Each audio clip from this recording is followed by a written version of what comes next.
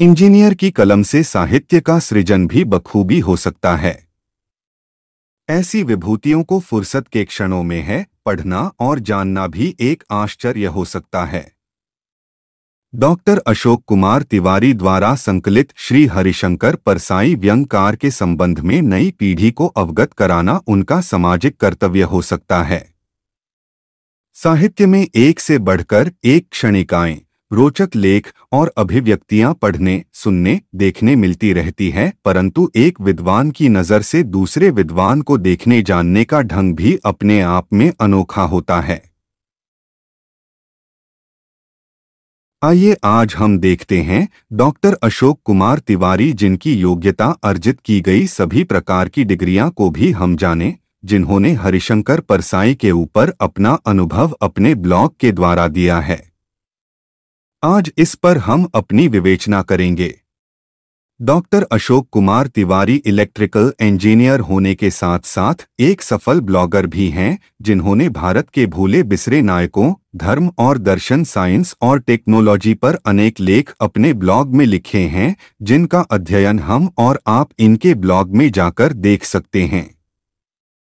Doctor Tiwari आगे लिखते हैं कि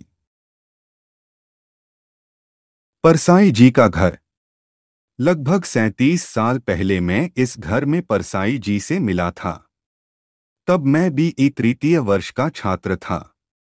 जबलपुर इंजीनियरिंग कॉलेज के प्रोफेसर दिनेश खरे सिविल कॉलेज में साहित्यिक कार्यक्रमों के इंचार्ज थे और हमारे एक सीनियर समीर निगम सारिका कहानी मंच के संयोजक थे।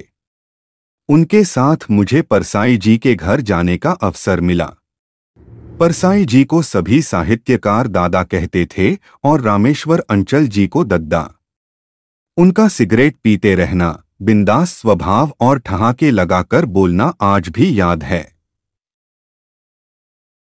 हरिशंकर परसाई एक सरल और सहज व्यक्तित्व थे। उनका स्वभाव मजाकिया था, फक्कड़ की तरह रहते थे। यहाँ हम आगे बताते हैं कि अक्सर महान विभूतियाँ यह जानती है कि एक ना एक दिन सबको जाना है, इसलिए वह अपने जीवन को बहुत ज्यादा मैं, मेरा परिवार, मेरे आगे का भविष्य आदि पर नहीं सोचते हुए फक्कड़ जीवन जीना पसंद करते हैं। ब्लॉग में आगे डॉक्टर अशोक कुमार तिवारी जी लिखते हैं कि देश के जागरूक प्रहरी के रूप में पहचाने जाने वाले हरिशंकर परसाई जी ने लेखन में व्यंग्य की विधा को चुना, क्योंकि वे जानते थे कि समसामयिक जीवन की व्याख्या, उनका विश्लेषण और उनकी भर्त्सना एवं विडंबना के लिए व्यंग्य से बड़ा कारगर हथियार और दूसरा हो नहीं सकता। उनकी अधिकतर रचनाएं सामाजिक राजनीति, साहित्य, भ्रष्टाचार, आजादी के बाद का ढोंग, आज के जीवन का अंतर्विरोध, पाखंड और विसंगतियों पर आधारित है। उनके लेखन का तरीका मात्र हंसाता नहीं वरन आपको सोचने को बाध्य कर देता है। परसाई जी ने सामाजिक और राजनीतिक यथार्थ की जितनी समझ पैदा की उतना हमारे युग में प्रेमचंद के बाद कोई और लेखक नहीं कर सका है।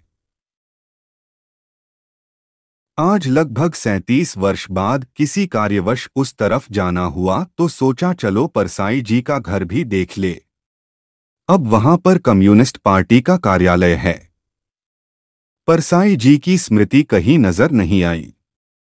हरिशंकर परसाई जी व्यंग्य लेखक को डॉक्टर की जगह रखते थे, जैसे डॉक्टर पस को बाहर निकालने के लिए दबाता है, वैसे व्यंग्य लेखक समाज की गंदगी हटाने के लिए उस पर उंगली रखता है।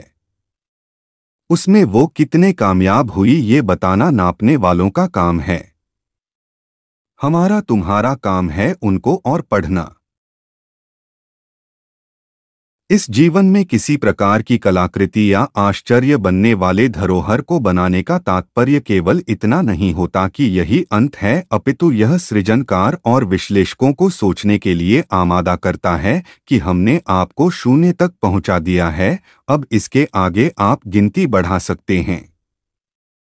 अगर आप में क्षमता है तो अपने ज्ञान के तार की और विश्लेषक बुद्धि से आगे की व्याख्या आप करें, जिसको अन्य लोग सुने और देखें। इसी प्रयास में थिंक फॉर यूनिटी न्यूज के द्वारा डॉक्टर अशोक कुमार तिवारी के द्वारा लिखित इस ब्लॉग को हमने अपने ज्ञान चक्षु से देखने की चेष्टा की है। श्री हरिशंकर परसाई हवा के झोंका है, जिनमें जिन्हें किसी स्मृति या अवशेष से जाना पहचाना नहीं जा सकता। उनके लिखे गए व्यंग टॉर्च बेचने वाला, जो हम माध्यमिक शिक्षा मंडल के द्वारा स्कूल के दिए गए साहित्य में 80 और 90 के दशक में पढ़ने के लिए स्कूल के कोर्स में समझे और जाने थे, आज भी प्रासंगिक हैं। जो व्यापारिक और राजनीतिक बुद्धिजीवियों के लिए अनुकरणीय हैं और समाज के अन्य लोगों को समझने के लिए पर्याप्त है कि कैसे इस जीवन में सफल होने के लिए अपनी वस्तु को दूसरों तक प्रसारित करने के लिए उन्हें डराते और भयभीत करते हैं, क्योंकि भय बिन होए न प्रीत। मनुष्य अपने छोटे से जीवन में चाहे तो बहुत कुछ कर सकता है। इस बात को चरितार्थ करते हुए डॉक्टर अशोक कुमार तिवारी जी ने इलेक्ट्रिकल इंजीनियरिंग में स्नातक होने के बाद पावर सिस्टम में अपनी मास्टर डिग्री, उसके बाद MBA, MSW, PhD engineering management किया है। BSc ऑनर्स और माइक्रोसॉफ्ट सर्टिफाइड प्रोफेशनल के साथ साथ सर्टिफाइड एनर्जी तथा इलेक्ट्रिकल सुपरवाइजर लाइसेंस के साथ हुआ अपनी सेवाएं संप्रति अधीक्षण अभियंता के पद पर मध्य प्रदेश विद्युत वितरण कंपनी लिमिटेड पूर्वी कंपनी लिमिटेड हैं।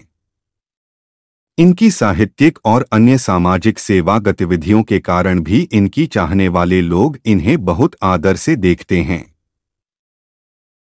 आप इनसे संबंधित अन्य पोस्ट और ब्लॉग जो लोगों को अभिभूत करते हैं, पढ़ने देखने के लिए इनकी ऑफिशियल ब्लॉग साइट पर जाकर अवलोकन कर सकते हैं।